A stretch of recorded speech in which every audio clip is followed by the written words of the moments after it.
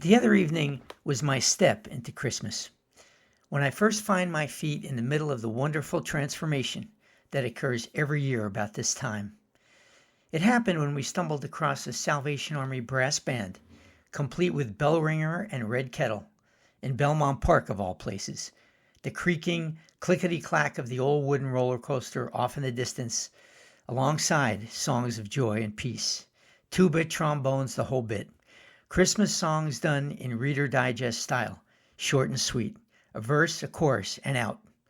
20 songs in 40 minutes or so, a nice smorgasbord of the classics, if you ask me, with a delightful taste of each, unbothered by the goings-on all around us. Every year I enjoy a nativity moment like this when I first feel the magic of the season. Some years it's a beautiful array of Christmas lights beaming across a clear, star-filled night. Other seasons, it's a smile exchanged across a busy mall with a shopping-bag-toting fellow traveler and a small child or two in tow. For many years, it was John and Yoko's "So This Is Christmas," which is an entirely secular song, but which manages to communicate the uplifting best of what we can be. And maybe that's what this season is all about, recognizing what is possible, the joy and peace that dwell in us, but that too often are nudged aside by harsher, real-world demands and realities. This time of year, goodwill seems to untether more easily into the everyday, to enchant us. Now, I'm aware that much of this Christmas spirit is grounded in nostalgia and commerce, and not connected to, the birth of Jesus.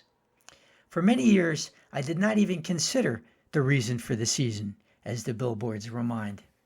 It was just giving and receiving and a few much-needed days off from work. But even without Jesus at the center of the holiday, the world shifts for the better, and we with it. And that is worth celebrating. But of course, there is much more to Christmas. The birth of Jesus is why we live in hope. Christmas is an annual booster shot of this stuff at the end of what is usually a long 12 months. Being hopeful can seem awfully naive given what we see all around us, but Jesus gives us some pretty good ammunition for the fight.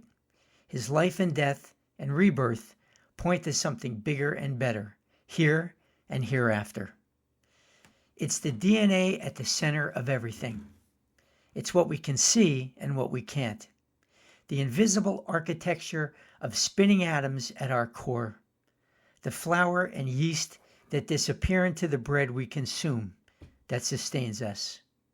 A precious gem, hiding inside layers of black carbon rock, waiting for eons to be discovered and valued.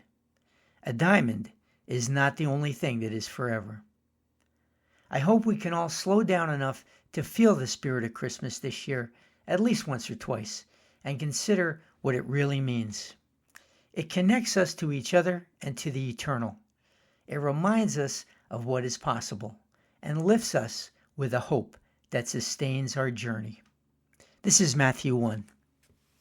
Behold, a virgin shall be with child and shall bring forth a son, and they shall call his name Emmanuel, which being interpreted is God with us. God with us then, and God is with us now. So we celebrate the manger and everything since, right up into this very moment. The song pairing is Merry Christmas, Lift Up Your Voices. Until next time, stay safe, be brave, and keep walking in the light. Merry Christmas.